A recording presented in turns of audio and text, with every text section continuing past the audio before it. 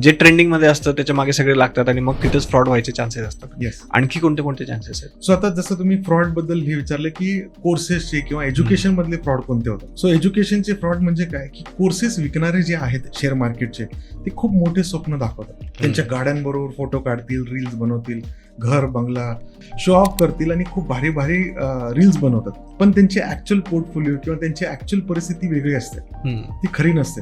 So एखाद्या कंपनीचा किंवा एखाद्या इन्स्टिट्यूटचा कोर्स घ्यावा की नाही घ्यावा हा कशावरती डिपेंड करतो. त्यांचे जे स्क्रीनशॉट्स किंवा त्यांचे रील्स वरती जाऊ नका. तुम्हाला आतून आवाज यायला पाहिजे की अरे हा खरं बोलतोय का नाही. सो असे लोक आहेत सिन्सिअर काम करणारे, पण त्यांचे रिव्ह्यूज चेक करणे म्हणजे गुगलवरती जाऊन रिव्ह्यू चेक करणे की ही कंपनी, जशी माझ्या कंपनीचं नाव फिनांथ्रोपिस्ट आहे किंवा माझं समीर सारंग नाव आहे, त्यांचे रिव्ह्यू जाऊन चेक करणे की खरंच कसे आहेत, लोक काय बोलतात ह्यांच्याबद्दल, ते चेक केल्याशिवाय कधीच याच्यामध्ये एंट्री करू नये.